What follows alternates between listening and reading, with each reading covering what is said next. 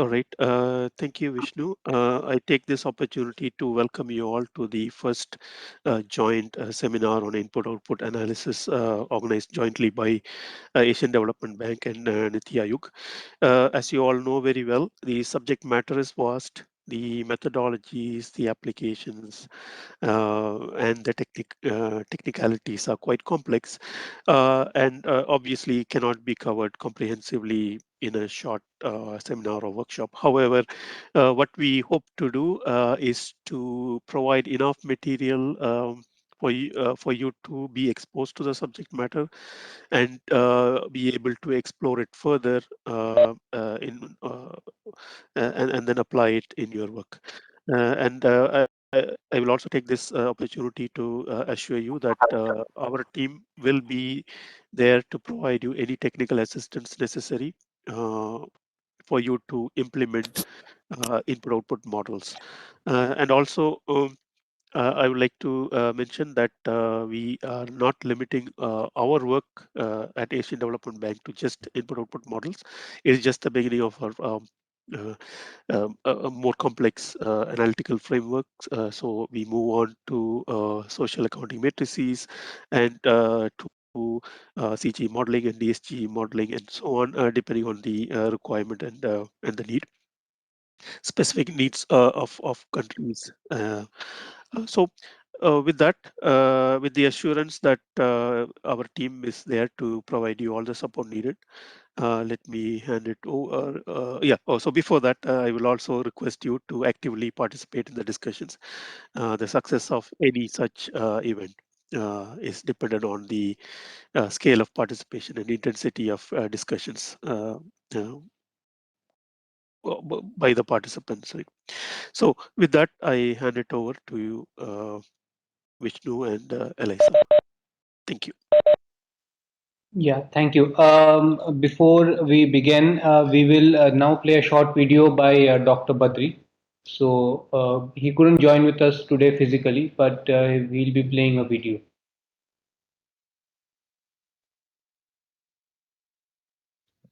I'm really delighted to inaugurate this. Greetings, everyone. I'm really delighted to inaugurate this workshop, which is completely online, which has several online sessions that will happen from today to the next 4 days.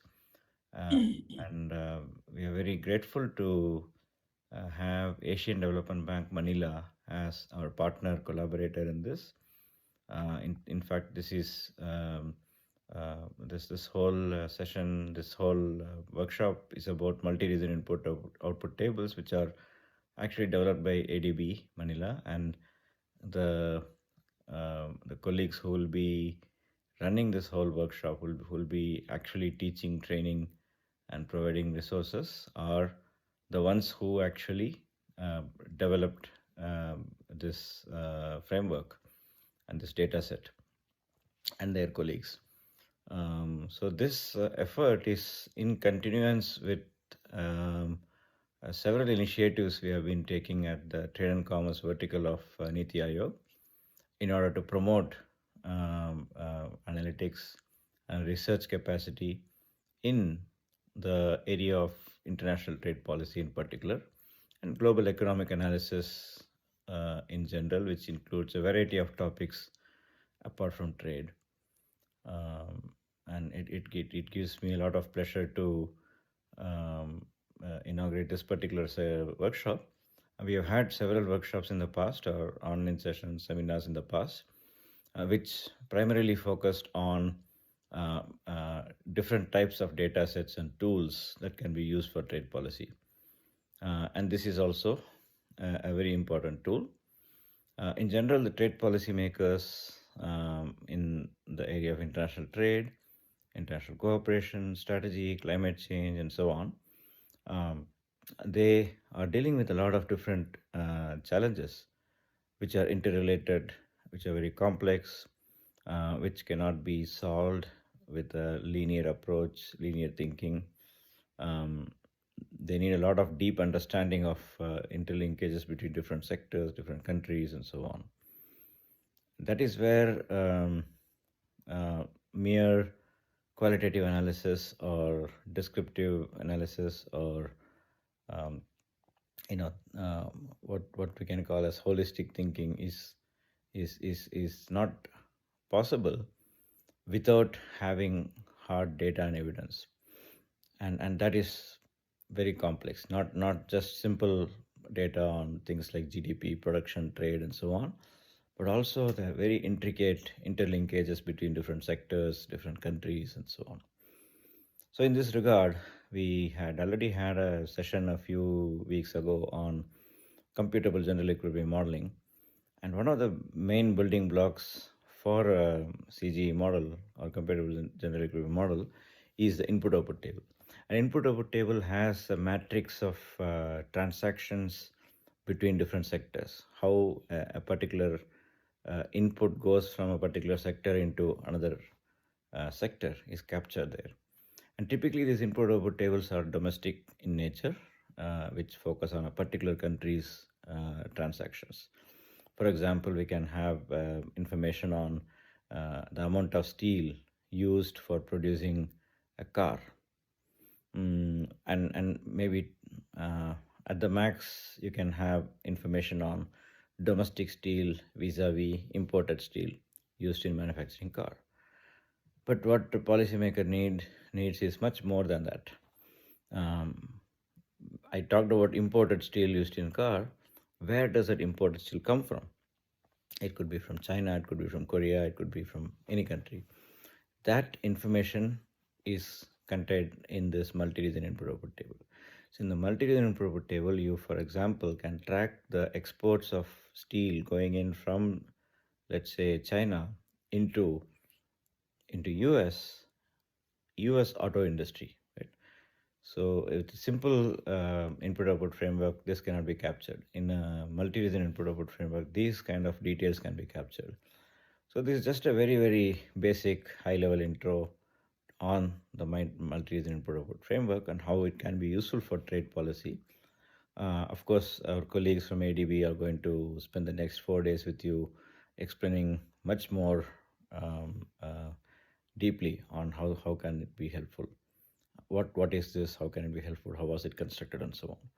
So now I first of all thank my colleagues in ADB, my friends and colleagues from ADB, under the able leadership of Mr. Joseph Maria Singham and others, who are trained statisticians, economists, and have a lot of expertise and experience in this area for conducting this particular series of sessions. I also equally thank my colleagues, my team members, particularly Mr. Vishnu Das Gupta and other colleagues, Mr. Kanan Kumar, Mr. Arpit Kumar, Miss Aparna Sharma, and others.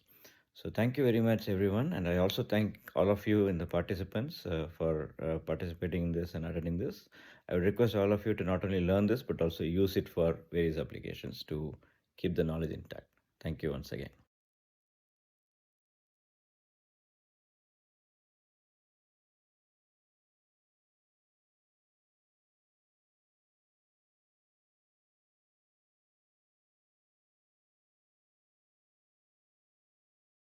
The foundation. We'll first have a video on the foundations of the input-output framework. So my request that the video be placed, please.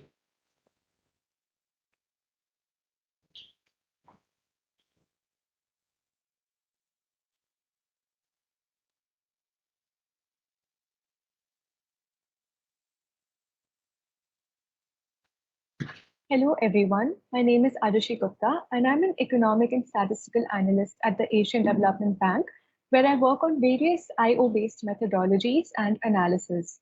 This session is going to be the first in this 4-day workshop and would be covering the foundations and basic principles of input-output framework. This session entails 3 parts. First, we would be covering the structure of an input-output table and understand its various components.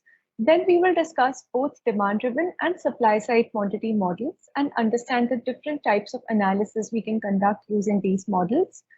Throughout the session, the main reference we would be using is the 2009 edition of Input-Output Analysis by Miller and Blair. So let's begin by first understanding what we mean by an input-output table and familiarizing ourselves with the components of this table. Let's try to understand the basics of an economy through an aerial perspective. An economy produces products and services not only for selling directly for final consumption, but also for being used as inputs in production. Besides domestic production, an economy also imports various kinds of products and services. There are also compensation of employees and wages to be paid in addition to taxes, subsidies, and profits. And lastly, the goods produced in an economy, along with those imported, are used for final consumption and also exported abroad. These are some of the basic economic transactions that lay the foundation of an input-output framework. Before we delve deeper into IO tables and IO analysis, let's first meet the father of IO analysis, and that is Professor Vasily Leontief. He was a Russian-American economist, and he developed the input-output framework. For this, he also received the Nobel Prize in Economic Science in 1973. When we're analyzing an input-output table, we're actually analyzing inter-industry transactions. Hence, we can say that input-output analysis is an inter-industry analysis. How? Suppose we have these three groups of sectors in an economy, that is agriculture, industry, and services. Within each industry, there will be different production processes to produce an output. That is, for agriculture, we have pre-processing, gathering, cultivating, and pre-cultivating. Same with services and same with industry. But then there will also be inter-industry transactions during the production process. So for example, industry and agriculture might need supporting labor from the services sector to produce their own goods. These transactions are all present in an input-output table, and with the correct methodology, they can be analyzed. Now, these interdependencies of industry can come from two directions. The first direction, an industry uses intermediate inputs produced by other industries. In this illustration, we have this industry plant which sources inputs from the agriculture sector, semiconductor sector, financial sector, delivery services sector, and the manufacturing sector. You will later see on in the input-output table that this direction of causation means that the second number in the subscript for all these sectors are similar. This suggests a column in the input-output table. Next, the second direction of causation shows an industry providing intermediate inputs to other industries. In this illustration, we have the financial sector providing loans to the industry sector, agriculture sector, telecommunications sector, and semiconductor sector. You will see later on in the input-output table that this direction of causation means that the first number in the subscript for all these sectors are similar. This suggests a row in the input-output table.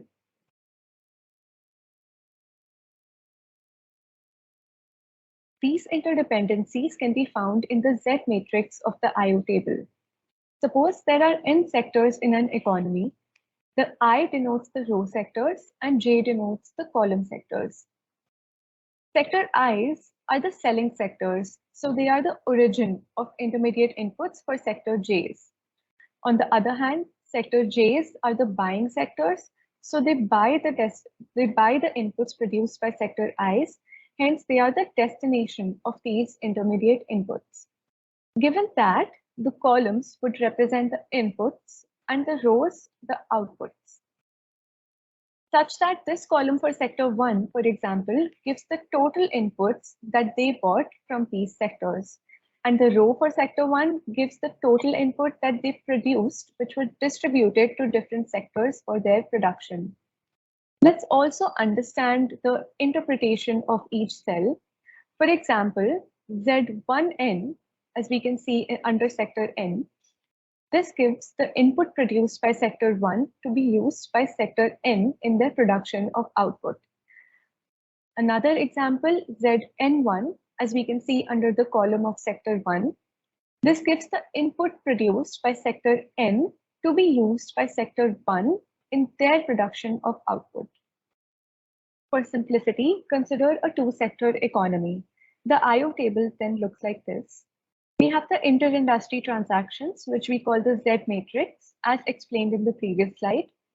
We have the total imported inputs per industry, the total value added contributed by each industry, and these additional rows account for the other non-industrial inputs to production, such as labor, depreciation of capital, and indirect business taxes.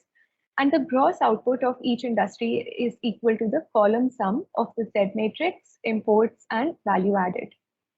We have the final demand components, such as household demand from each sector, the gross final capital formation per sector, and the government expenditures per sector. We also have the exports. We call this the final demand and the exports, the Y matrix. These additional columns record the sales by each sector to final markets for their consumption. And finally, the row sum, which gives the gross output of the sectors, the total imports, and the value added. The row and the column sum of these gross output must be the same, as the basic IO principle states that the total production of the selling sector must equal the total purchases of the buying sector. Their total gives us the output of the economy for that particular year. So these transactions complete the input-output table. Let's also see how we can calculate the gross domestic product from an input-output table. We do this by first calculating GDP by production approach, which would be the sum of the value-added components plus taxes less subsidies. For calculating GDP by expenditure approach, we take the row for imports and column totals of final use components and exports and reorganize the same to produce the well-known macroeconomic accounting identity for the gross domestic product. So we arrive at the identity consumption plus investment plus government expenditure plus exports minus imports gives us the GDP or the Y. With these terms, it becomes clear that an IoT essentially represents industry by industry disaggregation of the accounting identity for gross regional or gross domestic product. From the IO table in case of a closed economy or an economy that does not trade with other countries, we can see that consumption plus investment plus government expenditure would equal the GDP or Y. For an open economy, we would have to add exports and less imports, or alternatively add net exports. This is also how we compute the GDP by expenditure approach. This is an example of India's input-output table in 2020. This is in millions of dollars. Let's further break down the components of the IO table. Here, we have a 35 by 35 industry by industry IO table for India. We can see the matrix for intermediate consumption, also known as the Z matrix. We have the value added per sector as well as taxes less subsidies, as well as gross outputs. We also have the final demand with the 5 components, household expenditure and final consumption expenditure by non-profit organizations serving households, which is abbreviated as NPISH. We have the consumption expenditure of government, that is GFCE, and we have the gross fixed capital formation and changes in inventories, as well as the exports, and of course, the gross output. So let's begin the analysis part of the session, where we will first talk about demand-driven IO models or the basic Leontief output models. Let's start by looking at the mathematics of the basic IO model. It consists of 2 equations. The first equation simply provides the link between production and demand. It states that the production by industry, which is given by the row sum at the last column of our IoT, is determined by the demand for its outputs, that is, by the row totals of the matrices with intermediate demand, which is the Z matrix, and the final demand, that is the Y matrix. We end up with a numerical expression and the matrix notation X is equal to Zi plus Y. The second equation states that the demand for intermediate inputs is proportionally dependent on the size of the total output. Here we have the equation Zij, or the intermediate inputs, is equal to the product of the coefficient Aij, which is the intermediate input coefficient, and Xj, which is the total production output, or the column sum in the last row for all industries I and J. The share of each intermediate input Aij to total production is given by Zij divided by Xj, and the matrix notation for the same is Z into X hat inverse. Let's look at this in a little bit more detail and understand what we mean by the intermediate input coefficient or the technical coefficient and how we can derive the same. The process is as follows. First, we get the gross output per sector, and then we make a diagonal matrix of it. We call this the X hat matrix. Then we take the inverse of this matrix and call it the X hat inverse matrix. Then we post multiply it to the Z matrix. We get this matrix, which is the ratio of the intermediate consumption and gross output. We will rename each components to Aij and call this the A matrix or the technical coefficients matrix. Let's see how we can derive the technical coefficients matrix for India using the 2020 IoT for India. So here we can see a complete 35 by 35 sector input output table for India for the year 2020, and it's given at current prices in millions of dollars.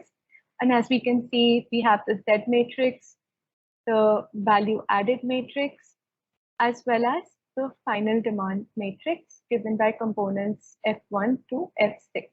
And here we have the columns for the total output, as well as the last row for the total output. So let's move on to the derivation of the A matrix. Again, using the input-output table, we first derive the Z matrix or the intermediate consumption matrix. This is simply equal to the Z matrix components taken up from the input-output table.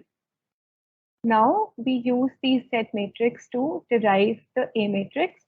We call the equation in matrix notation, that is A is equal to Z pre-multiplied by X hat inverse. So the first task would be to break down the components of the X matrix, that is the total output matrix, to derive X hat inverse. So we have simply taken the total output here from our IoT to get the X matrix. Then we diagonalize this X matrix to derive the X hat matrix. And then we take the inverse of the X hat matrix to derive the X hat inverse matrix. Note that in Excel, the function for deriving inverse of matrices is given by M inverse. So now that we have X hat inverse, we would have to pre-multiply this with the matrix Z to get the A matrix. To multiply two matrices on Excel, we use the mmult function. And here, as you can see, to derive the technical coefficients matrix A, we have multiplied our X hat inverse matrix along with the Z matrix. And this gives us ultimately our matrix A, that is the technical coefficients matrix. So let's go back to the presentation. Using the India IoT 2020, we generated the A matrix. This heat map shows which sectors provide high input requirements for other sectors, with orange as the highest sector provider for another sector and blue for the lowest. As you have noticed, the heat map is mostly blue, which suggests that their respective input requirements are very low. This suggests the spread out of input sources in India.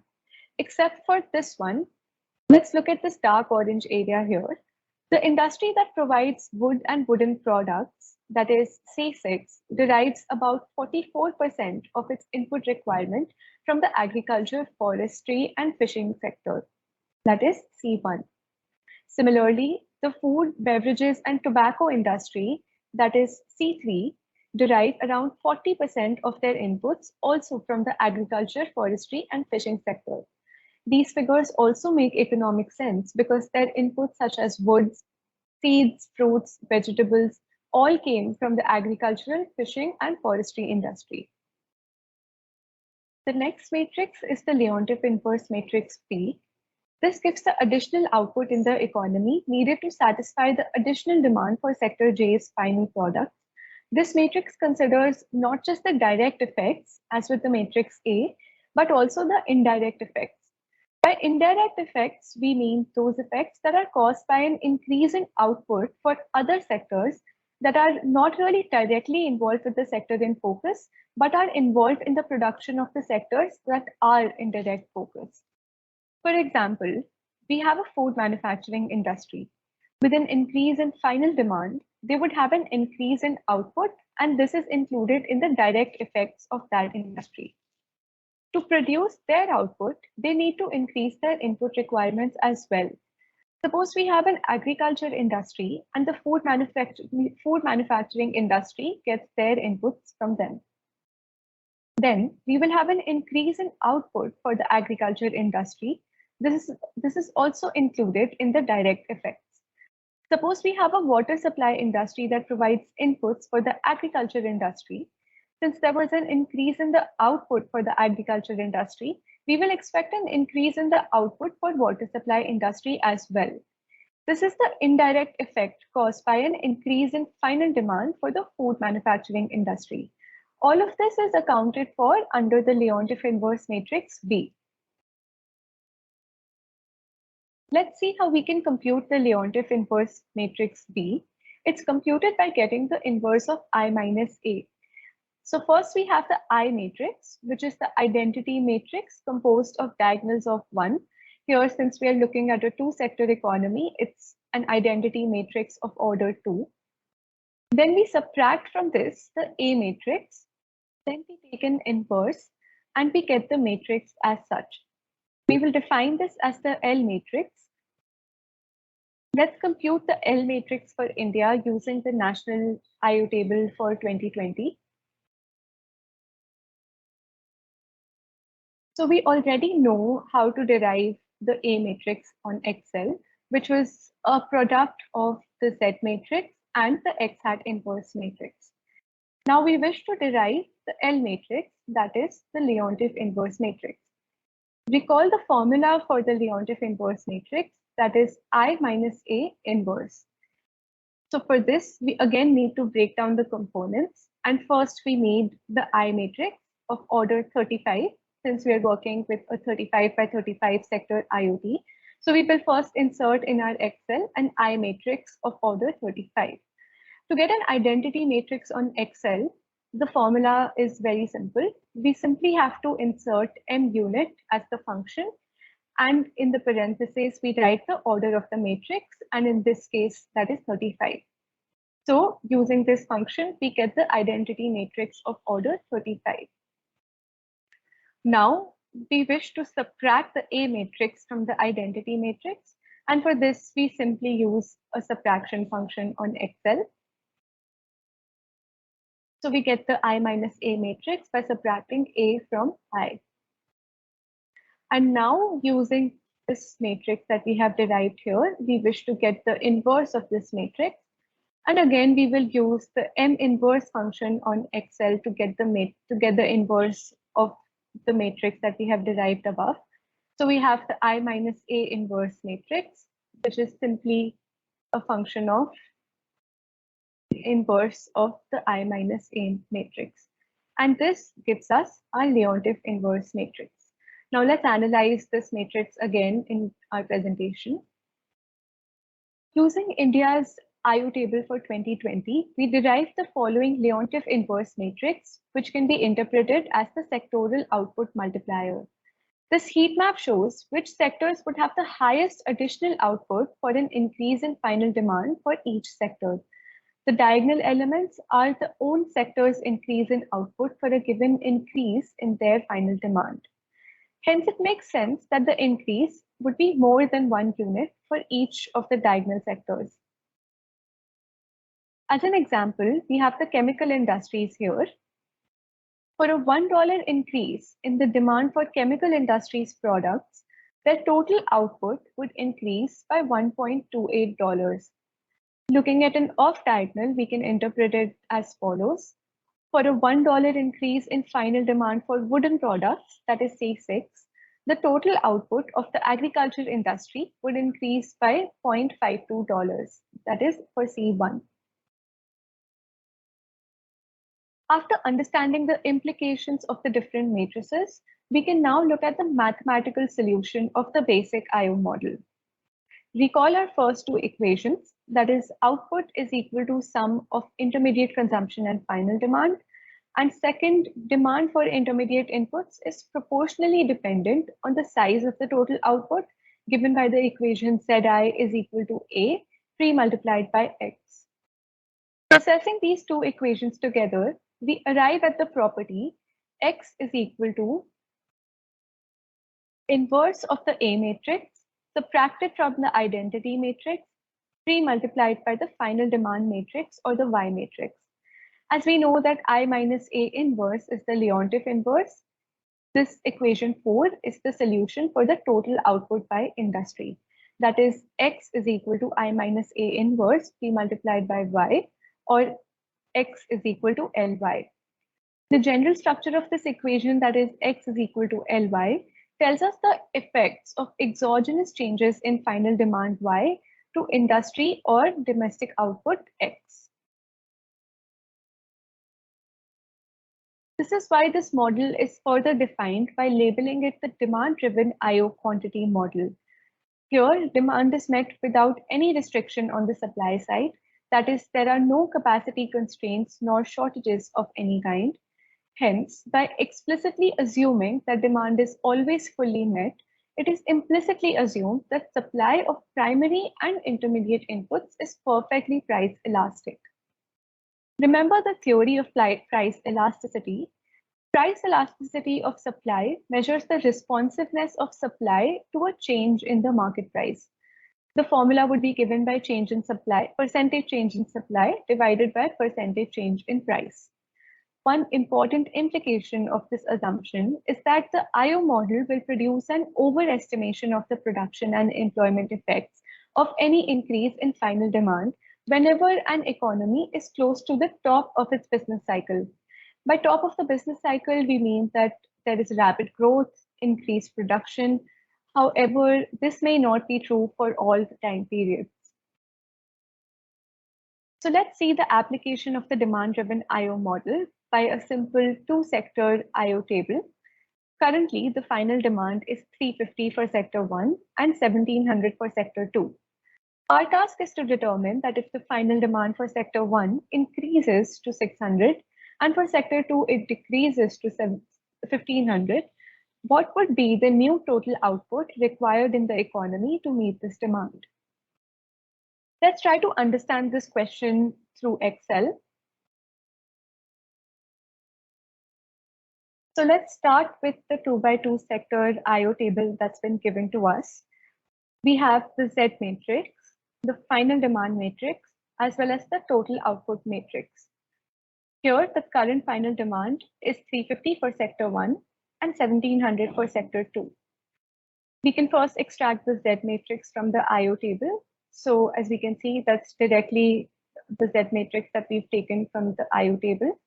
Next, we can also get the X hat matrix, which is simply a diagonalized matrix of the total output components. And taking an inverse of this matrix using the M inverse function, we have the X hat inverse matrix. Now recall that A is a product of Z into X hat inverse. And using the same, we have the A matrix where we've multiplied the X hat inverse, we've multiplied Z matrix with X hat inverse. Now recall the equation of the Leontief inverse where we have I minus A inverse equal to L. So we have M inverse, I is an identity matrix of order 2. And from this, we subtract the A matrix that's given right here. This gives us the Leontief inverse. And now to check the formula for our demand-driven output model, that is X is equal to Ly, we again multiply the Leontief inverse that we had just calculated along with the final demand Y. And this gives us X is the output 1000, and 2000, which is the original output in our IO table. But now the task is to determine how the output changes if the final demand instead changes to 600 for sector 1 and 1500 for sector 2. Recall that there are no changes in the technical coefficients in this case, as technical coefficients are constant. Therefore, our A matrix would remain the same and the Leontief inverse matrix would also remain the same. So now simply using the equation for the new output as well as the Leontief inverse, which we had calculated before, we can get the new total output in the case where demand changes. So as we can see, it's a function of the Leontief inverse that we have calculated here, as well as the new final demand. And this gives us the total output to be 1247 as well as 1847, which means that the output of sector 1 increased from 1000 to 1247, and for sector 2 decreased to 1841 from 2000. So as we can see, the output for sector 1 has increased to 1247, and for sector 2, it has decreased to 1841. This is the final output in the economy, which accounts for both direct and indirect impacts of the change in final demand for both sector 1 and 2. Now let's also look at an extension of the demand-driven IO model by understanding how we can include households as a part of the intermediate consumption matrix or the Z matrix. And this would be called closing the model with respect to households. The model that we have dealt with thus far, that is x is equal to I minus A inverse p multiplied by y, depends on the existence of an exogenous sector encompassing final demand, which is disconnected from the technologically interrelated productive sectors given by the Z matrix, since it is in this sector that the important final demands for outputs originate. So let's zoom in on the final demand sector.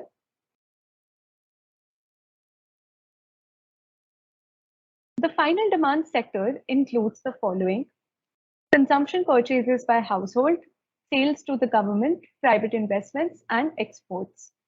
So far in the model, as the final demand is exogenous, household demand is also exogenous.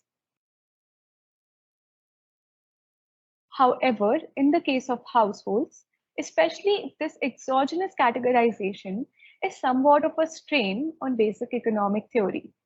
Why is that? This is because households or consumers earn incomes or a part of their income as payments for the labor inputs to production processes, and as consumers, they spend their income in rather well-patterned ways.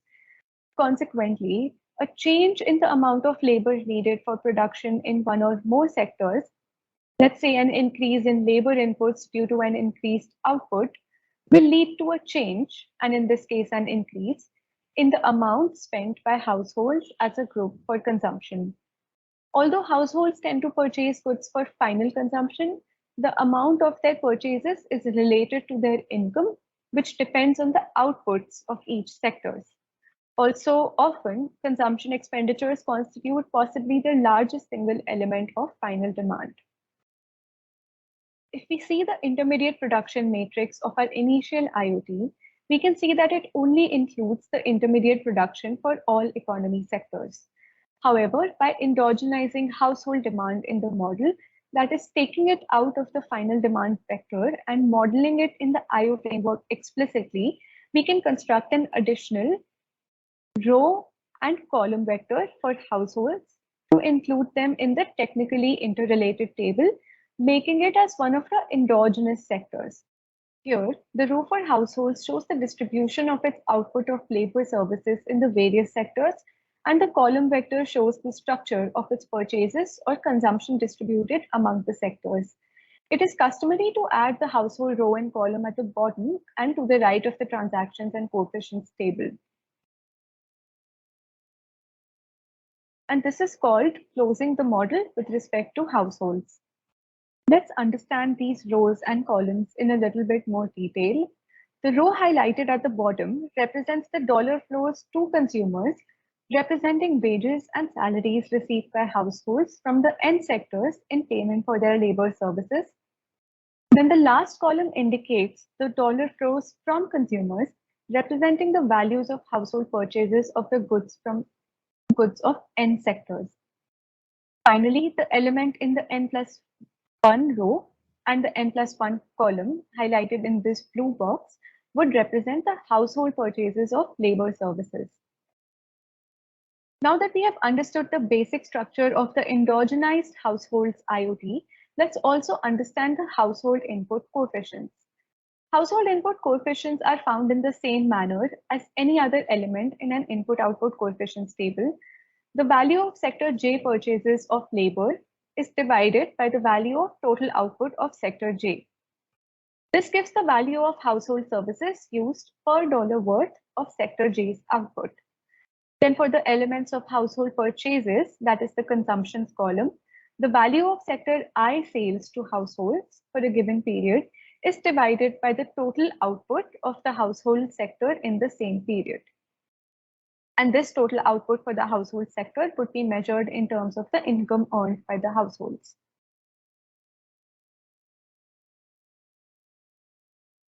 However, a drawback to this approach is that now the household behavior is frozen in the model in the same way that producer behavior would be frozen because the IO model assumes constant coefficients. So here we can take HR as a row vector of labor input coefficients and HC as the column vector of household consumption coefficients and H representing household purchases of labor services.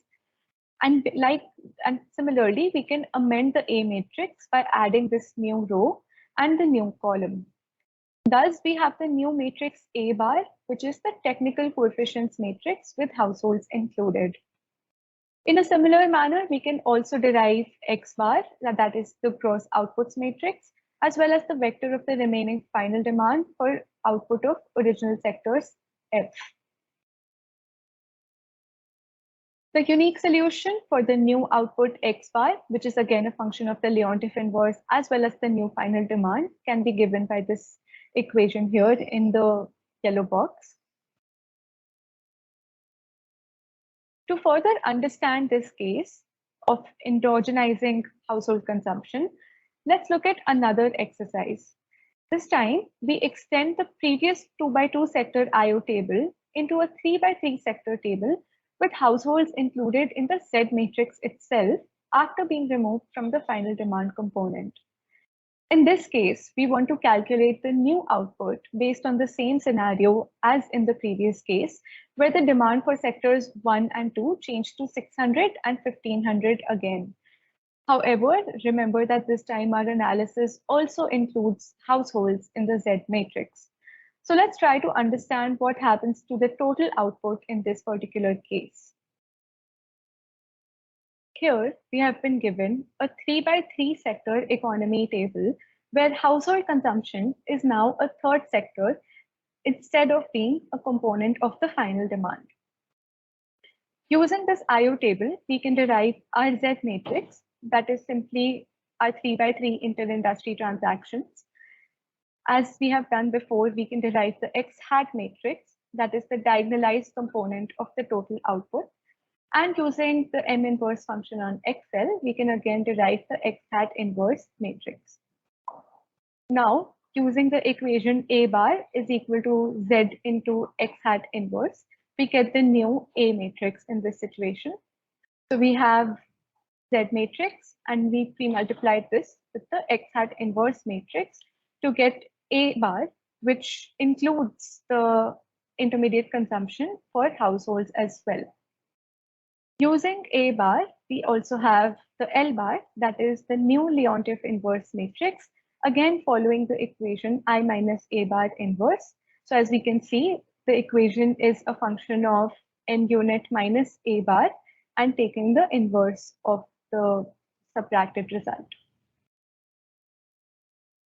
And to verify if we have corrected everything, if we've calculated everything correctly, we can again multiply the L bar matrix with our original final demand, that is Y, to get the total output, that is 1000, 2000, and 1000. And as we can see, that is also the case here, that's 1000, 2000, and 1000. But now the task is to determine the new output when the final demand changes again to 600 and 1500 for sectors 1 and 2, but is 0 for households. So the new final demand changes to 600, 1500, and 0, whereas this was the original final demand. And again, simply using the formula that we've been working with before, that is the new total output would be a product of the Leontief inverse, which we have calculated here, as well as the new final demand as we have calculated here. And it gives us the new total output, that's 1457, 2339, and 1035. So in this case, we can see that output of sector 1 increased to 1457 from 1000. Output of sector 2 increased to 2339 from 2000. And output of sector 3, that is households, increased to 1075 from the original 1000. Now let's go back to the presentation. So let's try to summarize the results. In the earlier example, when households were included in the final demand, the new outputs were 1247 for sector 1 and 1841 for sector 2. The new larger values, that is 1457 and 2338 for sectors 1 and 2 respectively, reflect the fact that additional outputs are necessary to satisfy the anticipated increase in consumer spending as reflected in the household consumption coefficients column, which in turn is expected because of the increased household earnings due to increased outputs from sector 1 and 2 and hence increased wages. This example illustrates that when an added impact of more household consumption spending due to increased wage income is explicitly taken into consideration in the model, the outputs of the original sectors in the inter-industry model, here sector 1 and 2, would be larger than is the case when consumer spending is ignored. So this brings us to the end of the demand-driven models. And now let's move on to the supply side model, that is also called the Ghosh model. Thus far, we have only been looking at demand-driven models where production is a function of final demand. This refers to viewing the model row-wise. So the model relates output to products leaving the production process, again in the form of final demand. So intuitively, this relationship says that producers adjust their production to meet consumer demand. We can also express this in the equation X is equal to LF, where L is the Leontief inverse matrix given by the inverse of I minus A.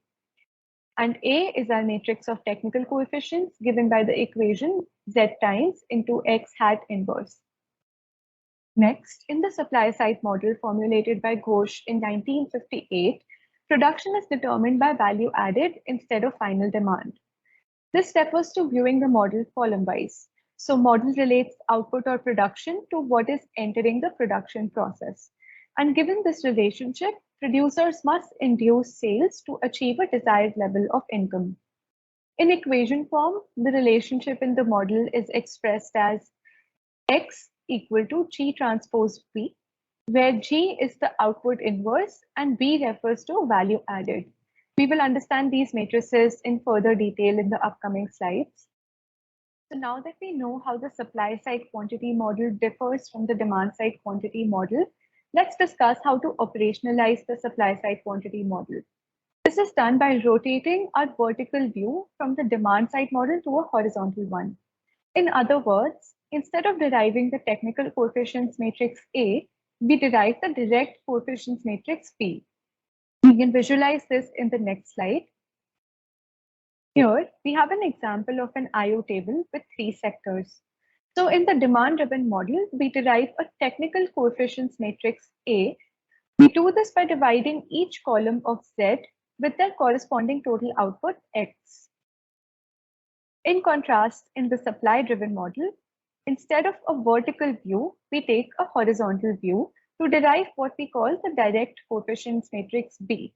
We do this by dividing each row of Z with their corresponding total output X.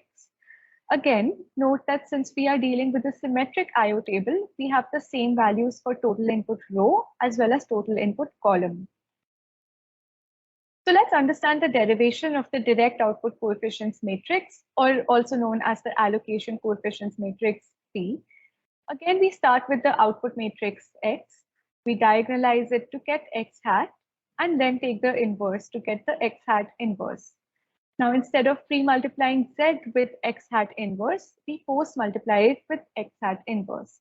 Recall that in matrix algebra, the result of multiplying matrices X and Y is not the same as multiplying Y and X. So we get the new output matrix B, which is the allocation matrix, where B11 shows the distribution of sector 1's output across sector 1, and B12 shows the same for sector 2. Note that the basic assumption of the supply side model is that output distributions are stable in an economic system. This means that each output coefficient B, that is Bij, is fixed, which makes Gij, the elements in our Cauchy inverse matrix, fixed as well. To derive the B matrix, we again start with our 35 by 35 sector NIOT of India that we have been working with. For the B matrix, recall that we again need the Z matrix, that is the intermediate consumption matrix, which is simply the matrix of all the 35 by 35 inter-industry transactions taken directly from the IoT. So we have the Z matrix. Now, this is the formula that we have for derivation of the Z matrix, that is X hat inverse pre-multiplied by the Z matrix. Again, let's break this equation down and derive every component to ultimately get the P matrix. So we first have the X matrix taken directly from our IoT, which is the total outputs matrix. And we have this for all the 35 sectors. The next step is to diagonalize this X hat matrix, to diagonalize the X matrix again to obtain the X hat matrix. And similarly here, we can see we have the X hat matrix. And then we will simply take an inverse of the X hat matrix, again using the M inverse function on Excel. And this gives us the X hat inverse matrix. Now for the P matrix, we're simply going to multiply the X hat inverse matrix that we have derived above with the Z matrix that we had already taken directly from the input-output table. And the product of the two matrices then gives us the B matrix, as we can see here. And this is also called the allocation coefficients matrix. Let's analyze the components of this matrix in our presentation. Here we have the heat map of P matrix for India. Let's again look at some of the dark orange figures. So for instance, sector C11, that is other non-metallic minerals, allocates 66% of its outputs to CA beam, that is for construction. Similarly, sector C2, that is mining and quarrying, allocates 59% of its direct outputs to sector C8, that is coke and refined petroleum products. Again, these proportions also make intuitive economic sense. Now let's derive our output matrix G, which we have mentioned before. This again is similar to the process of derivation of the Leontief inverse. However, instead of final demand, it's a function of value added or primary input. So here again, we will take the identity matrix and subtract from it the B matrix, take the inverse, and this gives us the G matrix, where each element of Gij has been interpreted as measuring the total value of production that comes about in sector J per unit of primary input increase in sector I. Hence, we can interpret G12 as total value of production that comes about in sector 2 per unit of increase in primary sector per unit increase in primary input in sector 1. Let's also create the G matrix in Excel. Now, let's look at the derivation of the output inverse matrix. We call the equation for the output inverse matrix, that is I minus B inverse. So again, we have the B matrix, which we had derived previously, and it's a product of the X hat matrix and the X hat inverse matrix and the Z matrix. Next, using this equation, we will derive the G matrix. So instead of writing the identity matrix separately, we can simply insert the identity matrix in our function for G itself. Let's try to break this equation down and understand this. So we have the M unit 35 function, which is simply an indication of an identity matrix of order 35. From this, we subtract the A matrix that is already given here. Sorry, the B matrix that is already given here. And then in the subtracted result of the two, we insert the M inverse matrix, which is what we are looking for to derive the G matrix.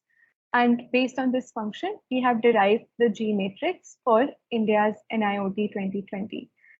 We again have the heat map for the G matrix. Let's try to interpret some points from this matrix. For instance, for a $1 increase in primary input of sector C9, that is chemical and chemical products, the total output of sector C9 increases by $1.28. Similarly, for a $1 increase in primary input of sector C2, that is mining and quarrying, the total output of sector C8, that is coke, refined petroleum, and nuclear fuel, increases by $6.69. So the relationship between output can be summarized as follows, where X is equal to G transpose V. This relationship could be also understood in terms of changes.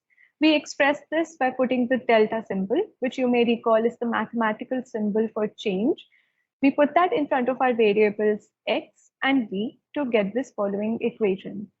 Note that the basic assumption of supply side model is that output distributions are stable in an economic system. This means that each element in Bij is fixed, as well as each element in Ghosh matrix, that is Gij, would also be fixed. Now let's try to undertake another exercise using a 3x3 sector IO table as an example to further understand the Ghosh model and its linkages with value added or primary inputs. Suppose the primary inputs, let's say for labor, change as follows. So we have $100 less labor available for sector 1's production and $300 less worth of labor available for both sector 2 and sector 3 production. We now want to understand what happens to the output of these sectors. So let's again go to our Excel file to understand this. Here, we've been given the following IO table for a 3x3 sector economy. So first, of course, we can again extract the Z matrix from the IO table, as well as the total output, that is the X matrix. Here, now we want to calculate the B matrix, that is the allocation coefficient matrix. Again, for this, we break down the components of the gross output to first derive X hat matrix, that is just a diagonalized version of the total output matrix. And again, we take the inverse of the X hat matrix to get the X hat inverse matrix. Now we multiply X hat inverse with Z to derive the B matrix or the allocation coefficient. To derive the G matrix, we again have the equation G is equal to I minus B inverse. So here we have an I matrix of order 3. We derive I minus A, which is simply I matrix minus the B matrix. And then we take an inverse of I minus B to derive the G matrix. And now we have the equation for output over here, that is X is equal to G transpose V, where V is the value added. For this, we need the value added vector, which we've taken from our IO table. So here we have, as you can see, the primary input or the value added vector, and we have simply transposed that to derive V naught. And the second component of this equation is G transpose. So multiplying the two, we can get our output. Matrix. As we can see, it is a product of the transpose of the G matrix. To derive the transpose of a matrix, we simply use the transpose function and we multiply it with the value added vector. And this gives us the output, that is 4819, 8803, 3490 for the three sectors, which is similar to what we have been given in our IO table. But now the task is to determine what happens when the outputs, when there are changes, what happens to the outputs when there are changes in the primary inputs for the three sectors. So here, for example, we have $100 less labor available for sector 1. We have $300 less labor available for both sector 2 and 3. So what happens to the outputs is what we have to find out. So first we derive the change in vector B. So that is the change in the primary inputs. And we take that as minus 100, minus 300, and minus 300 for sector 1, 2, and 3. That has already been given to us in the equation. So now we have the new value added that is equivalent to the original value added less the changes that have been given to us for this question. Now let's work with the two equations. So using G transpose and V, that is the new V, we can derive the new output that is a product of matrix G, the transpose of matrix G that we had already derived, and the new matrix and the new vector for primary input V. So using this, we have the new output and the change we can derive by simply subtracting the new output with the old output, and this gives us the vector for delta x. But we can also, to cross-check this, use the equation in terms of changes, that is delta x is equal to G transpose into delta V. So delta x, as we can see, can be given by a product of G transpose, that is already what we have calculated here. We take a transpose of the G matrix and multiply that with the vector of the change in V. So in that case, it would be this vector where we are just highlighting the changes in the values of primary inputs. And again, when we multiply the two, we get the new vector of output, but this is given in terms of changes in output. Now, to derive the new output, we simply add these changes to our original output and get the new output. And as you can see in both cases, the new output as well as the changes are similar. So we can estimate the impact of labor as sector 1 output goes down by approximately 142, sector 2 output goes down by approximately 476, and sector 3 output goes down by approximately 850. And as a result, we have the new sector outputs as given in this green table for X1. This brings us to the end of the first session. After this session, we should be able to answer two main questions. What are input-output tables? And what are the types of quantity-based IO models in an IO framework, and how do they differ? In the first section, we learned that input-output tables are inter-industry transactions that form a system of linear equations, each describing the distribution of an industry's output through the economy. Besides domestic inter-industry transactions, they also consist of imports, value-added, final use, as well as exports. Then we looked at the demand-driven models, wherein production is determined by final demand for its output. And on the other side, we looked at supply-side models, wherein production is determined by value added. We also understood the various matrices in case of both the models and how we can create and interpret the same in case of India. In conclusion, input-output framework is an extremely robust tool for think tanks, researchers, and policymakers that enable us to explore the macroeconomic perspective in terms of interconnected industries, and also help us in studying the interdependence between sectors and the relation of the parts to the whole picture. The primary reference used in this section was the 2009 publication by Miller and Blair titled Foundations and Extensions in Input-Output Analysis.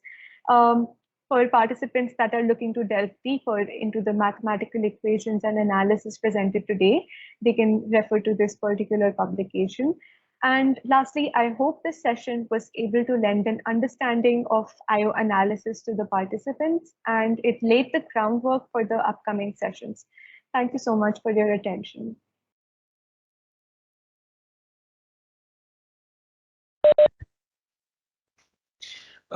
Thank you. That was a good introduction to IO framework. If the participants may recall, yesterday I sent an email that has the links to the presentations and the exercises. So if you can just refer to my latest email, you'll find the links to the presentation and the exercises which you can use to get along with this workshop. We'll now move on to the next video, which gives out the basics of the IO analysis. Before that, is there any questions from the participants before we move on to the next session?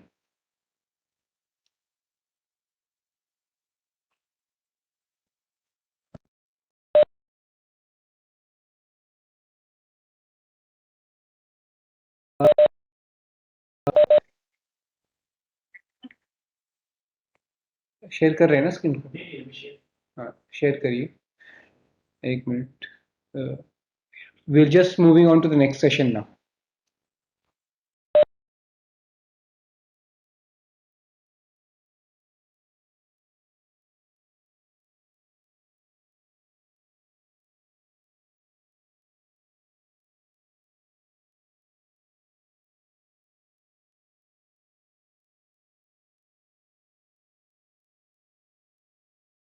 Hello, everyone.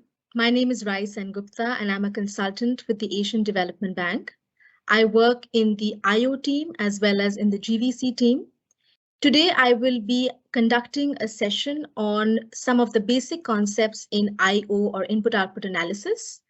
So without further ado, I'm going to share my screen, and then I will be providing an outline of today's session before we move ahead with the different concepts that we're about to learn.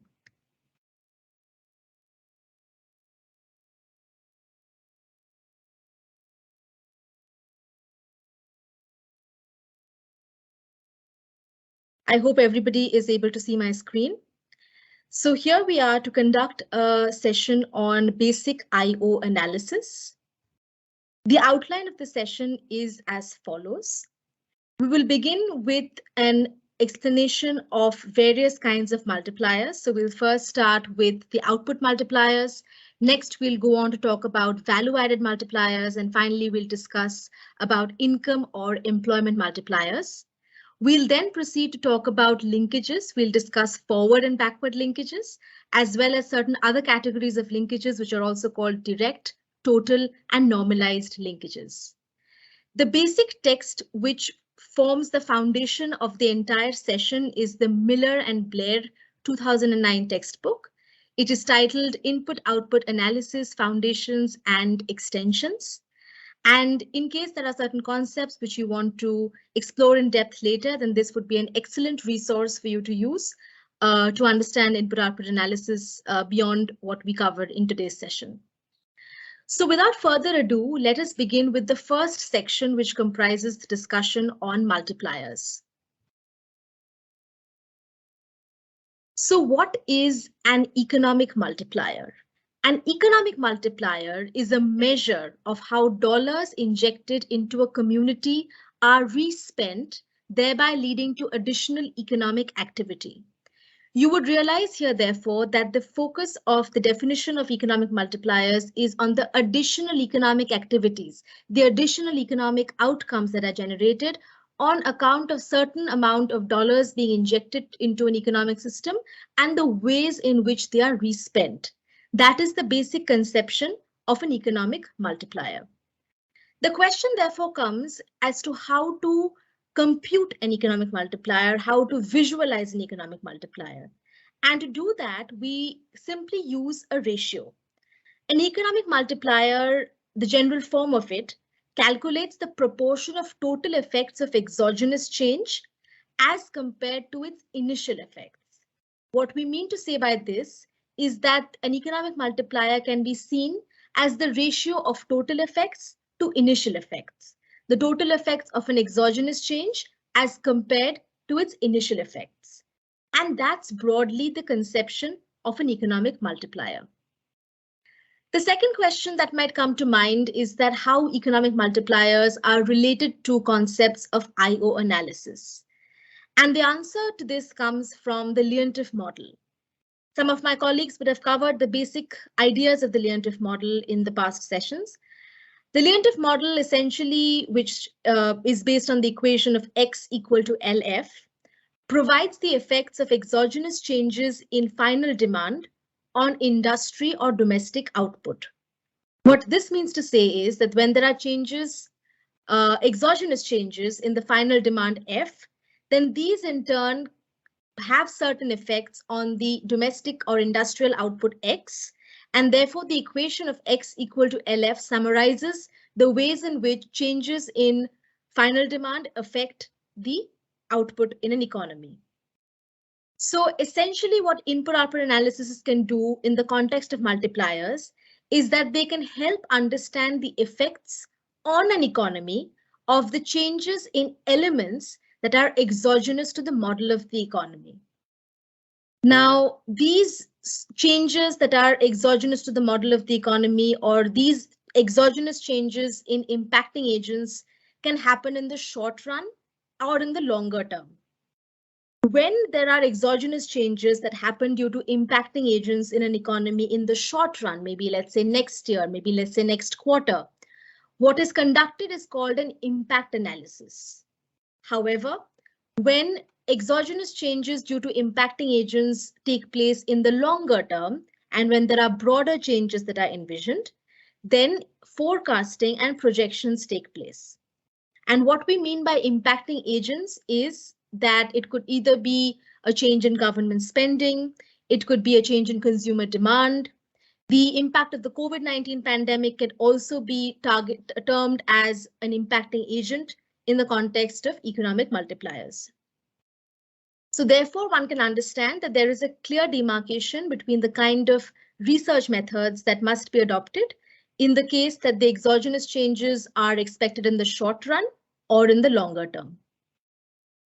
It is also important to mention here that in the Leontief model, the final use categories or the final demand categories are considered to be exogenous variables, and therefore it is changes in these variables that affect other sectors of the economy and the output production therein.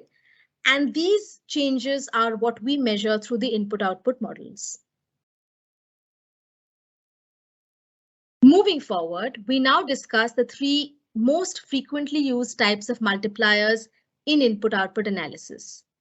The three most frequently used multipliers estimate the effects of exogenous changes in final demand on three aspects: on the outputs of industries and products in the economy, that is something done by the output multiplier, which we'll discuss very shortly; on the gross value added because of the new outputs, that is the value added multiplier, which we'll discuss after this; and finally, we have the effects of exogenous changes of final demand on the employment generated or the income earned by households due to the new activity levels. So as one can comprehend from here, there are a range of applications of multipliers in the context of an economy, and input-output analysis is a method that facilitates the estimation of changes in exogenous factors in an economic system.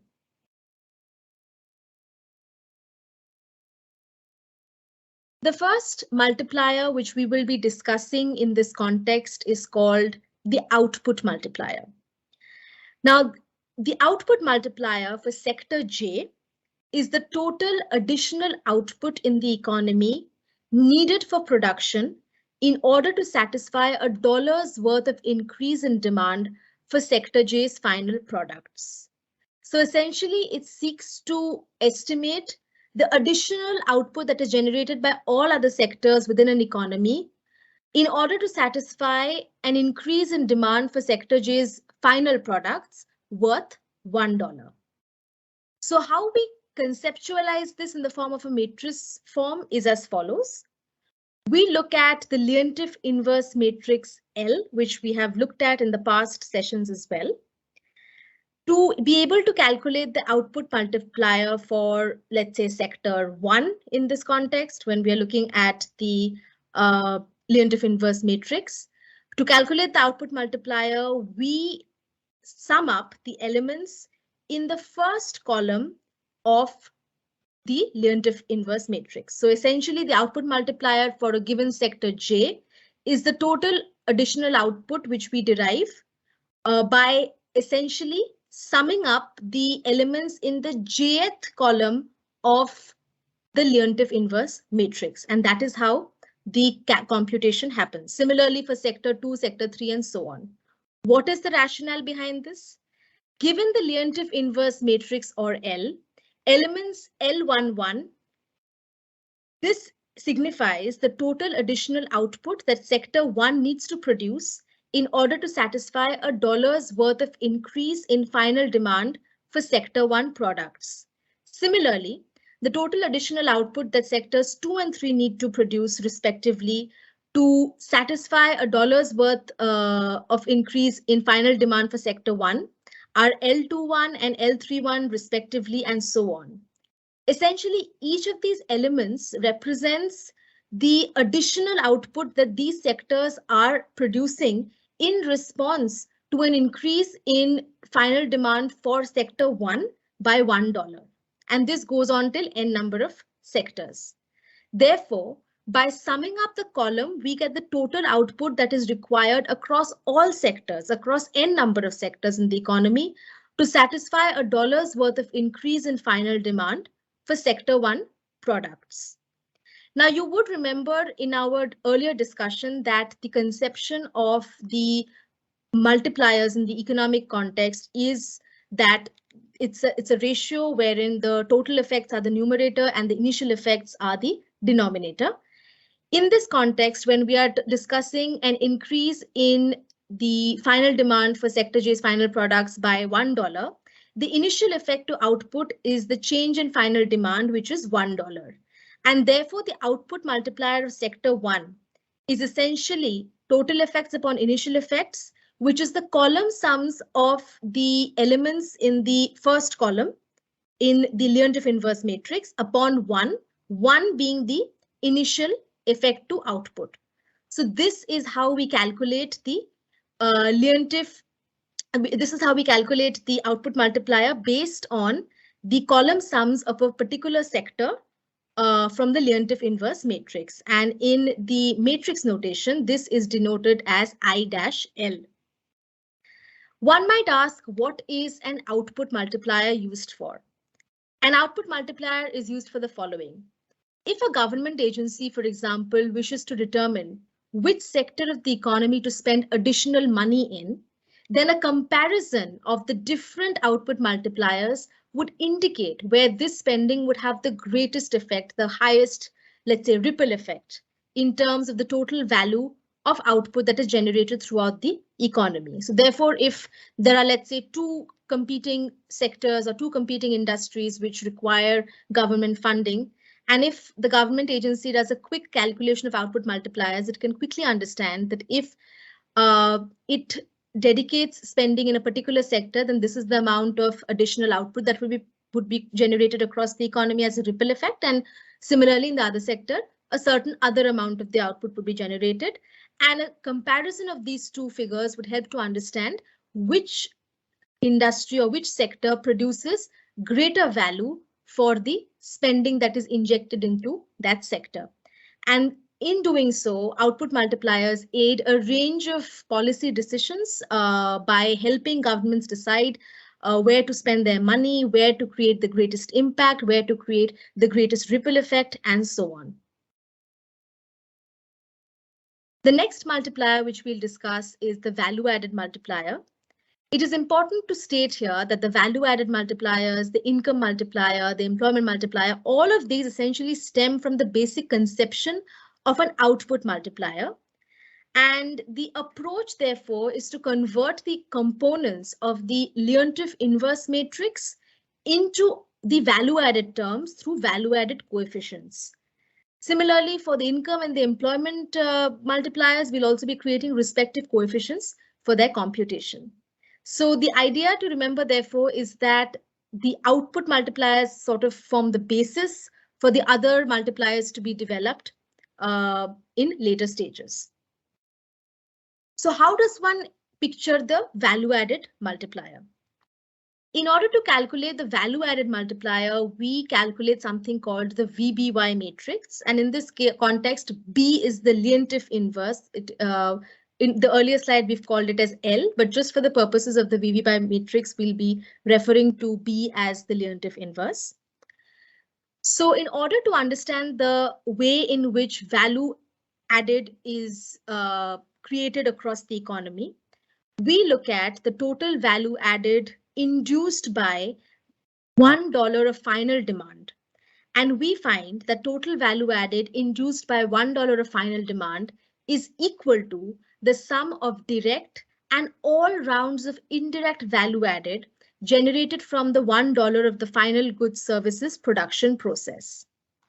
How do we break it down into something simpler? Essentially, we need to understand that the total value added induced by a $1 final demand can be decomposed to different production stages.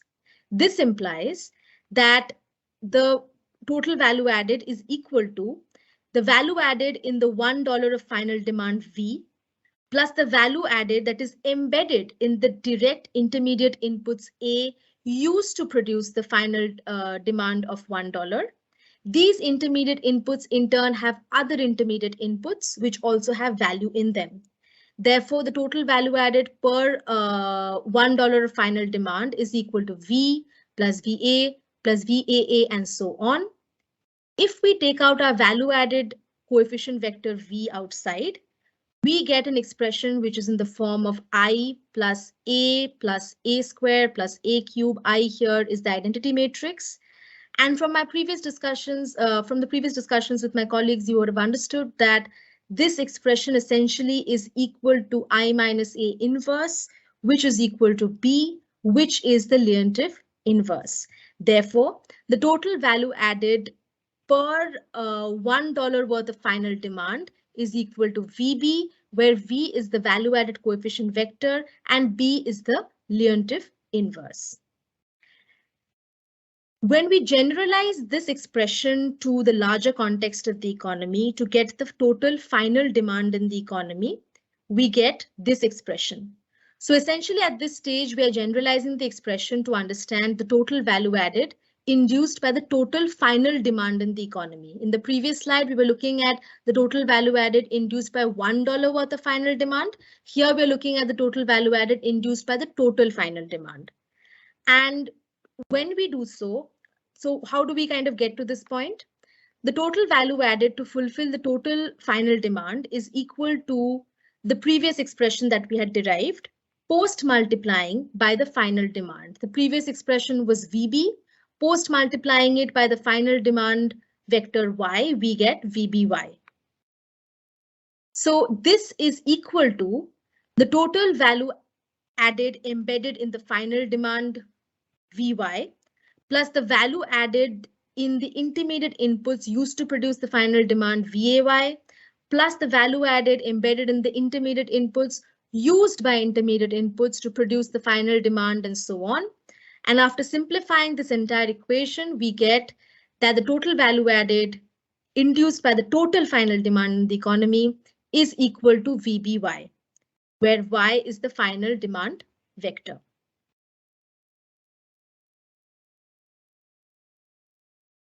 So here we see that we have three different matrices. Essentially, we have the diagonalized value added coefficient vector V hat. We have the diagonalized final demand vector Y hat, and we have B, which is the Leontief inverse matrix. And together, we find that they create the VBY matrix. Each element of the VBY matrix represents the value added from a source country sector directly or indirectly used in the production of final goods in a particular country sector. What this essentially means is as follows. For example, if we look to interpret a given term in this entire matrix, we can understand, let's say we're looking at this term, This term exemplifies sector 1's value added embedded in sector 2's final products. So here we are looking at a situation wherein there are 4 sectors in the economy and there is one country case. And these 4 sectors, 1, 2, 3, and 4, are exemplified in these matrices. And the VBY matrix essentially represents the interactions of value addition across different sectors within this economy. So for example, looking at, let's say, this term, we find that this term exemplifies sector 3's value added that is embedded in the final products of sector 3. Similarly, this term would exemplify sector 2's value added embedded in the final products of sector 4, and so on. The VBY analysis in turn can be used from 2 different perspectives, from a row perspective as well as from a column perspective. When we look at it from a row perspective, by summing up the elements in a given row, we get the gross value added of a given sector. Essentially, what the row perspective provides is an analysis or an insight into the distribution of value added that is created from one sector and used across all other sectors. So essentially, looking at this particular row, we can see that this is the value added created from sector 1 and used across sectors 1, 2, 3, and 4. On the other hand, the column perspective provides a different picture. Summing up the elements in a given column provides an insight into the value of the final products in a given sector. It essentially provides an insight into the contributions of value added from all sectors to the final goods produced by a particular sector. So what this essentially means is that this column in particular shows how the value added from sectors 1, 2, 3, and 4 contribute to the final products of sector 1. So while the row perspective shows how value from a given sector is distributed across the economy and all other sectors, the column perspective shows how the final goods in a given sector derive their value from all other sectors. And this is how the VBY matrix is interpreted and provides an insight into value addition across different sectors in the economy. Similar to the conception of the value-added multiplier is the income and employment multipliers. The income multipliers attempt to identify the impacts of change in final demand on income received by the households. Similarly, the employment multipliers refer to the employment created in each sector in response to the change in final demand. So essentially, both of the multipliers are looking at ways in which there are changes either in the income received by households or in the employment that is generated in response to changes in final demand, which, as we know in the case of the Leontief model, is an exogenous variable. We will not go in depth into the derivation of these multipliers in the interest of time, but in brief, I would like to mention that similar to the process followed for deriving the value-added multiplier, the income and the employment multipliers can be derived by using income input coefficients and employment coefficients. And these are obtained by dividing the respective income and employment figures by the output levels. So with this, we conclude our discussion on multipliers, and we will now move forward to the next section, which will talk about linkages. So what are linkages? Essentially, given the interdependence observed in input-output tables, production activities in one economy are assumed to have 2 different kinds of economic effects on other sectors in the economy. So essentially, when there is a given sector, then the production activities within that sector has 2 different kinds of economic effects. And these 2 different kinds of economic effects are called the forward linkage and the backward linkage. The backward linkage exemplifies the relationship between the activity in a given sector and its purchases, whereas the forward linkage exemplifies the relationship between the activity in a sector and its sales. Now let's understand this using an example. So consider a production system wherein grain is purchased for the production of flour, and that flour which is produced is in turn purchased to produce bakery products. So in this context, we see that the flour sector has a backward linkage relationship with the grain sector from where it purchases its inputs. On the other hand, the flour sector has a forward linkage relationship with the bakery sector from where it purchases, from where it's to where it sells its output. So that is the way in which broadly forward and backward linkages can be envisioned. One might ask, why study linkages? Why quantify linkages? And the answer is twofold. The first, of course, is to understand and to measure the connectedness among the sectors within the economy. We understand that the input-output analysis tables provide measures of interdependency and interconnectedness. And to further quantify that interconnectedness, forward and backward linkages provide an interesting insight into the ways in which the production activities in a given sector are linked to the sectors that provide it inputs and to the sectors to which it sells its output. Furthermore, the second reason why we study linkages is to identify certain key or leading sectors based on the comparison of the strengths of backward and forward linkages. What does this mean?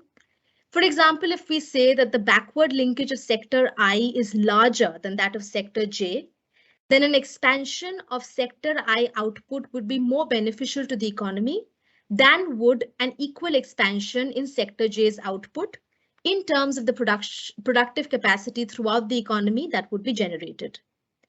Similarly, if we say that the forward linkage of sector R is larger than that of sector S, expansion of the output of sector R is more essential for the economy than an equivalent expansion in the output of sector S, because sector R provides greater overall productive support to the entire economy. So by ranking the different sectors in some sense, by understanding their relative strengths, we are able to understand again which of the sectors should be focused on in an economy, which of the sectors should be perhaps more invested in, because an expansion in a given sector's output in turn might have beneficial impacts not only for that sector, but also for other sectors within that economy, given the larger interdependencies in a input-output model. And therefore, to come to similar conclusions and to once again guide policy decisions on the sectors to promote investment in, the sectors to expand output in, the sectors to promote a diversification of supply chains in, and so on and so forth. But a very in-depth analysis of backward and forward linkages is essential. In the next two slides, we'll go a little bit in depth into understanding backward and forward linkages and characterizing them as well. So first, we'll start with backward linkages. We will generalize the results of the previous slide, wherein we spoke about the grain flour example, to sectors I, J, and K, where we suppose that sector J uses output from sector I and supplies it to sector K. Now consider a situation wherein sector J increases its output. This in turn will increase its demand for its inputs from sector I. So automatically, when there is an increase in the output of sector J, more inputs would be required to produce it, and therefore there is an increase in the demand for inputs from sector I. The term backward linkage is used to indicate the interconnection of a particular sector with those sectors that are upstream to it, from which it purchases inputs, right? So here, sector J purchases inputs from sector I, and the interconnection that expresses this relationship is known as the backward linkage. Similarly, we can also characterize the forward linkages in a similar capacity. Consider a situation wherein sector J increases its output. This means that the additional amounts of product J are available to be used as inputs to other sectors like sector K. You would remember that sector J is the sector that sells its output to sector K, and sector K essentially derives its inputs from sector J. So when the output of sector J rises, automatically there are additional amounts of output that are generated, which are available as inputs for sector K. The term forward linkage is used to indicate the interconnection of a particular sector with those sectors that are downstream to it, to which it sells its output. So automatically here, the relationship is one wherein the sector is selling its product to other sectors that are more downstream to it. In the previous slide, the sector was purchasing its product from other sectors that were more upstream to it. We will now go on to talk about how we derive the direct and the total backward linkages. The backward linkage of sector J is the amount by which sector J production depends on inter-industry inputs, as we have discussed in the previous slide. Now, when we talk about direct backward linkages, we are essentially using elements in the technical coefficients matrix A.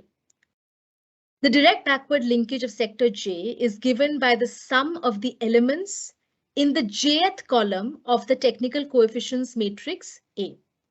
So essentially, when we're looking at the direct backward linkage of, let's say, sector 1, then we sum up the elements in the first column of the technical coefficients matrix A.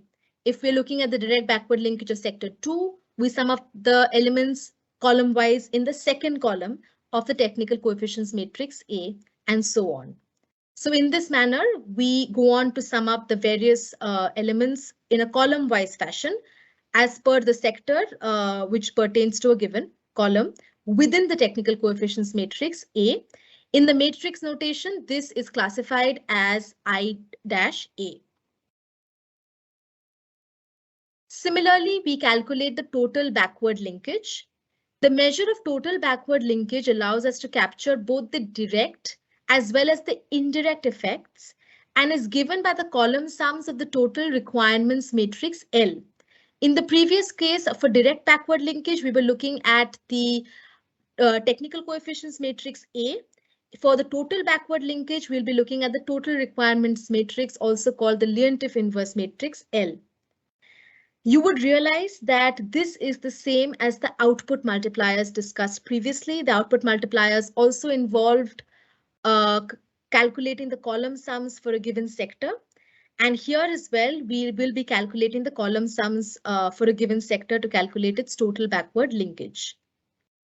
So to put it in plain words, the total backward linkage of a sector 1, which captures both direct and indirect linkages, is equal to the sum of elements summed column wise in the first column of the total requirements matrix or the Leontief inverse matrix L. Similarly, for the second column, the total backward linkage is given by the sum of the elements in the second column of the Leontief inverse matrix L, and so on and so forth. And this is absolutely identical to the output multipliers that we previously discussed.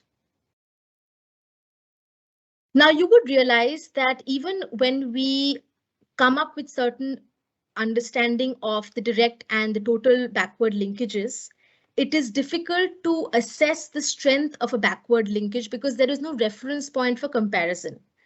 And in order to be able to compare across sectors, in order to be able to have some kind of a reference point for comparison, various normalizations of these measures have been proposed and have been used in empirical studies. So how do we normalize backward linkages? For the direct backward linkage, we normalize it for sector J by dividing sector J's direct backward linkage by the simple average of all direct backward linkages of all sectors within that economy, right? Similarly, for the total backward linkage, we normalize it for a given sector J by dividing sector J's total backward linkage by the simple average of all total backward linkages across all sectors within the economy, right? So automatically here there is an attempt to normalize by dividing each of the measures, whether it's direct backward or total backward linkage, by the simple average of the relevant measures in this context. How to interpret this is also interesting. Normalized measures give a sense of the strength of the backward linkage. When we say that the normalized index is greater than 1, this means that the backward linkage is above average, that is, it is stronger relative to the other sectors. If the normalized index is less than 1, then the backward linkage is below average. This implies that it is weaker relative to the other sort of sectors within the economy.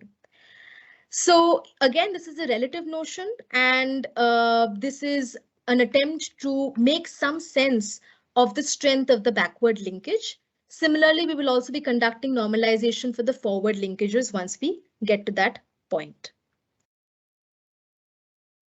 Moving on now to measuring the direct forward linkages. Now, in the case of the backward linkages, we used the technical coefficients matrix, which is A for direct backward linkage, and the Leontief inverse matrix L for the total backward linkages. For the purposes of the forward linkages, we will be using elements of the Ghosh model. Why we don't use the Leontief model in this context is because the Leontief model is based on input coefficients. However, the forward linkages are projecting a forward dependence. Hence, elements of a Ghosh price model are used, which in turn use output coefficients. So the direct forward linkage of a given sector I is given by the sum of the elements in the ith row of the output coefficients matrix B. You would have known from previous sessions about the Ghosh price model, and there is an output coefficients matrix B that is computed. For a given sector I, its direct forward linkage is computed by summing up the elements in the ith row of that output coefficients matrix. For example, if we're looking at the direct forward linkage of sector number 1, then it is given by the sum of the elements in the first row of the output coefficients matrix B. And in terms of categorizing this in the form of matrix form, we find that the direct forward linkage is equal to BI. Moving on now to the total forward linkages. Now, the total forward linkage of a given sector I captures both direct and indirect linkages. It is very similar to the concept of the total backward linkage, which we discussed in a few slides back, which also provided insight into the direct and indirect linkages in some sense. How this differs from the total backward linkage is that the total backward linkage for a given sector involved summing up across the column of that relevant to that particular sector in the Leontief inverse matrix. For a total forward linkage, what we do for a given sector I is that we sum up the elements in the ith row of the output inverse matrix, which is G. So in effect, if we're looking at the total forward linkage of sector 1, we sum up the elements in the first row of the output inverse matrix G. And that is how the total forward linkages are computed. So in the matrix formation, it is given as GI. Similar normalizations are also done for the forward linkages, wherein the values of direct and total forward linkages are divided by the simple averages of the direct and total forward linkages of all sectors in the economy, respectively. So as a summary, this is the way in which the backward and forward linkages can be computed across both direct and total categories, and how these can be normalized as well.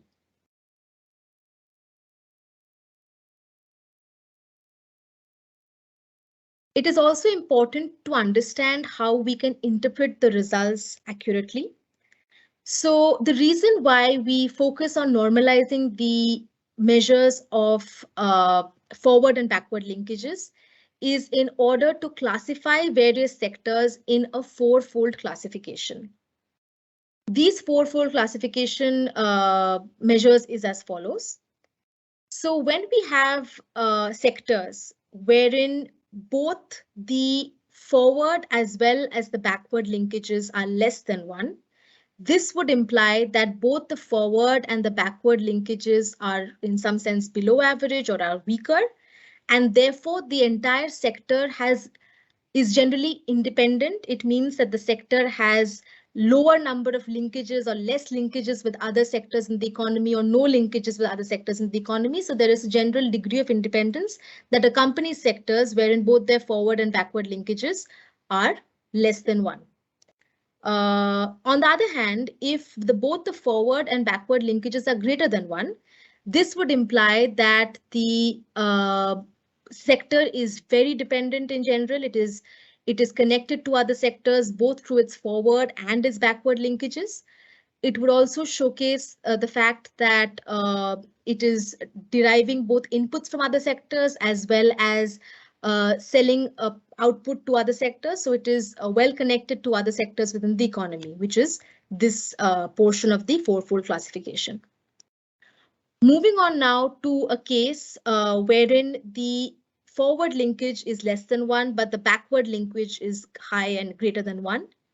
This means that while the forward linkage is in some sense weaker, the backward linkage is stronger relative to other sectors in the economy. And therefore, it means that the sector is dependent on inter-industry supply for its inputs. So the one way in which this sector is interconnected with other sectors in the economy is by being dependent on inter-industry supply for its inputs. Finally, the fourth case is wherein the forward linkage is high, that it is greater than 1, and the backward linkage is low, that is it is less than 1. This implies that the sector is dependent on inter-industry demand for its sales. It essentially speaks about a context wherein maybe the forward linkage is stronger, whereas the backward linkage is weaker relative to other sectors in the economy. And therefore, it is a situation wherein a substantial portion of the output generated by a given sector is further sold on to other sectors which are more downstream to it in the form of sales. So this is a way in which the the normalized measures of forward and backward linkages can be interpreted and can be used in a fourfold classification of looking at sectors as well as their interdependencies. If data is available for 2 or more time periods, then a table of this sort for each period will give an indication of the evolution of the economy as well as its interconnections. I will now be applying some of the concepts that we just discussed to a hypothetical 3-sector model of input-output analysis. So here we see a very basic input-output structure with 3 different sectors, 1, 2, and 3. Let us first identify the different matrices, which are component parts of this input-output structure. The first one is the Z matrix, which is representative of the inter-industry flows. Next, we have the X matrix, which essentially is a column vector, which comprises the final output.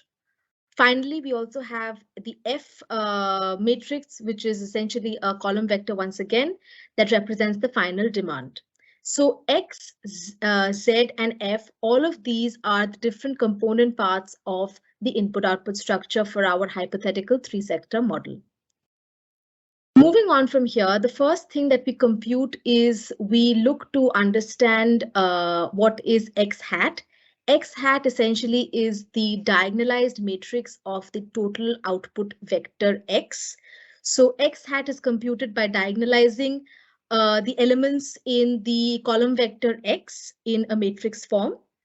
Further, when we invert this matrix X hat, we get the inverse of it in this matrix. This inverse, which is X hat inverse, plays a very important role in the computation of both the technical coefficients matrix, which is A, as well as the output coefficients matrix, which is B. As we can see from the computation, the formulae for computing the technical coefficients matrix A is Zx hat inverse. It essentially represents the value of inter-industry flows, which are divided by the column total of the total output. Similarly, for B, the B matrix represents essentially the value of inter-industry flows between 2 sectors, let's say I and J, divided by the total output computed row-wise. So in this form, we obtain the two matrices, which is A and B, which are the technical coefficient matrix and the output coefficient matrices, respectively. Using A and B, we are able to obtain the Leontief inverse matrix L as well as the Ghosh inverse matrix G. The Leontief inverse matrix L is obtained by subtracting the A matrix from the a 3 by 3 identity matrix I, and then by inverting the results. And in this way, we obtain the Leontief inverse matrix L. Similarly, the Ghosh inverse matrix G is obtained by subtracting the B matrix, which is the output coefficients matrix, from a 3 by 3 identity matrix, and then by inverting the results. And in this way, we get the Ghosh inverse matrix.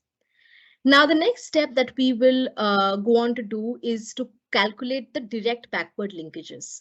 As you would remember, the direct backward linkages for a given sector, let's say I, is calculated by summing up the elements in the ith column of the technical coefficients matrix. Therefore, for a given sector 1, the direct backward linkage is obtained by summing up the elements in the in the first column of the technical coefficients matrix A. Similarly, the direct backward linkage for the second sector is obtained by summing up the elements in the second column of the technical coefficients matrix A, and so on. And in this way, we obtain different values of direct backward linkages for sectors 1, 2, and 3.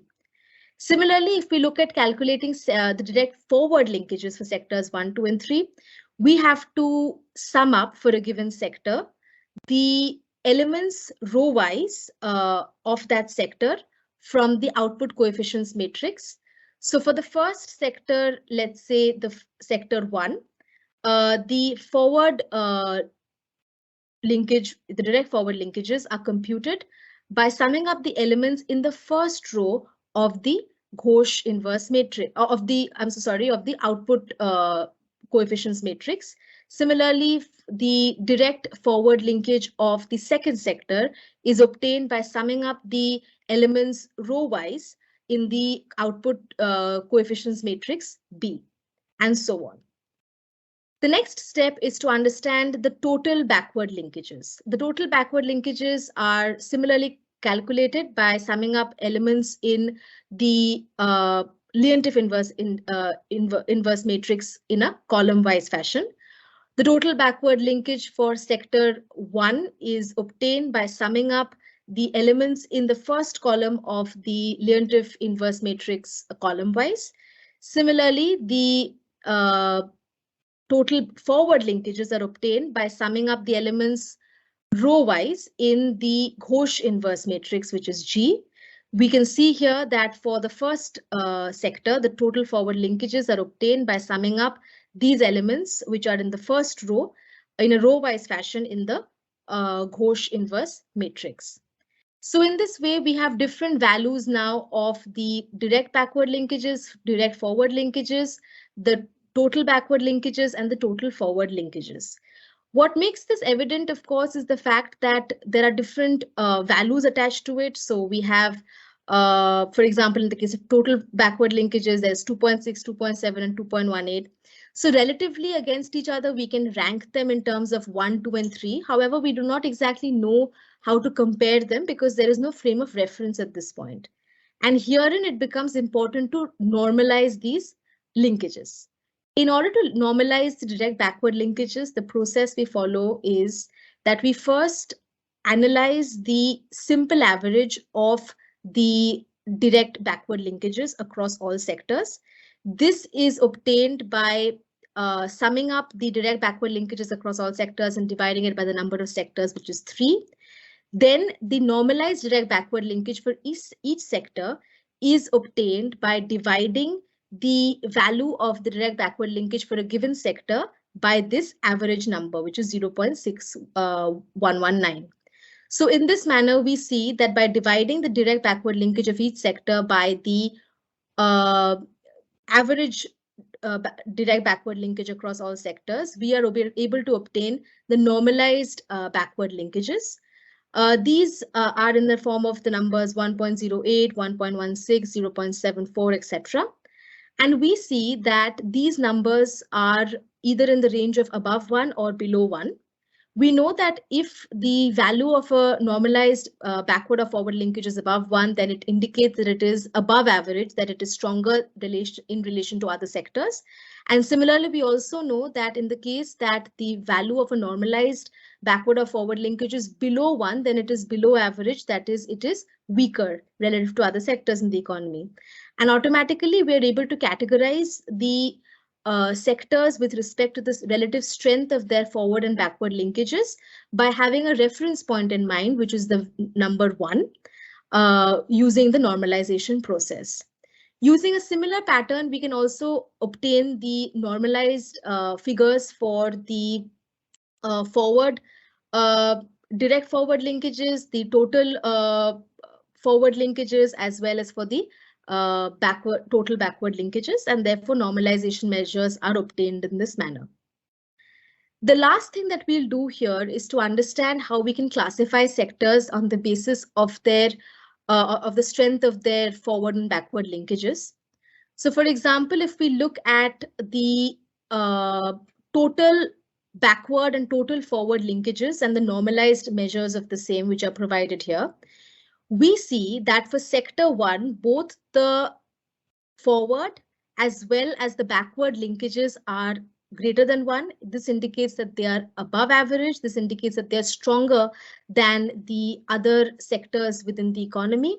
And therefore, they represent this, or they occupy this part of the fourfold classification of sectors, wherein they are generally dependent on other sectors, either in terms of purchasing inputs from other sectors or supplying their output for sale to other sectors. So this represents general dependency of a particular sector, wherein both its forward and backward linkages are relatively strong.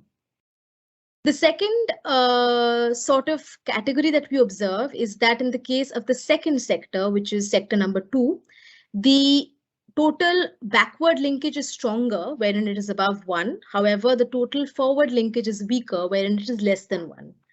In this context, the sector 2 occupies this section of the fourfold classification, wherein the forward linkage is weak, but the backward linkage is strong. This indicates a situation wherein the sector is dependent on inter-industry supply and essentially depends on other industries for inputs which are used for the production of its output. So that is the way in which its dependence is mapped out. The third sector that we look at is one wherein the total backward linkage is less than 1. So it indicates a situation wherein the total backward linkage is relatively weaker, whereas the total forward linkage is greater than 1, indicating that it is relatively stronger.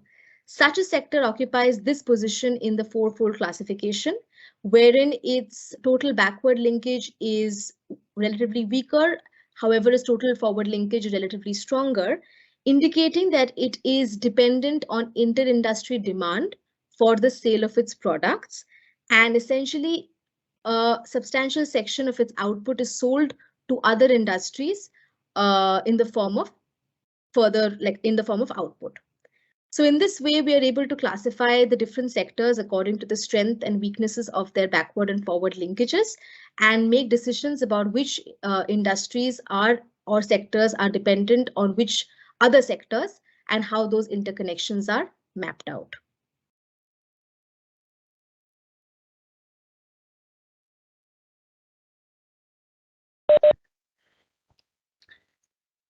Video start करना हमारा video. Thank you very much. These two presentations mark the end of the session, the day 1 of the sessions. I think both the speakers are around if you have any questions. Further, if you refer the emails I sent yesterday, it has the links to the presentations and the Excel exercises. Also, the email gives the email IDs of the different speakers. So you can also reach out to them individually if you have any queries. But overall, I think the sessions were engaging. A lot of ground was covered, and the participants also need to suggest the participants also revisit this topic so that they understand it better. Thank you again, ADB, for the presentations. Any questions, if anybody has, you feel free.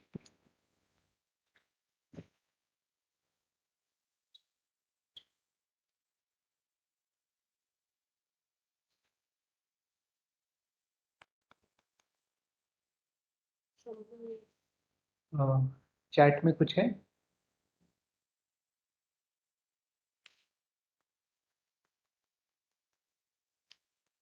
Say we can also post the questions on chat.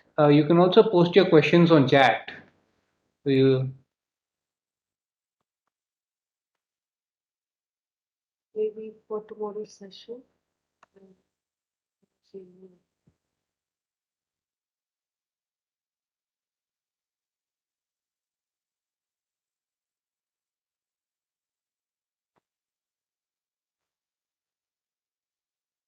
you can go through the presentations again and then get back to the speakers in case of any queries.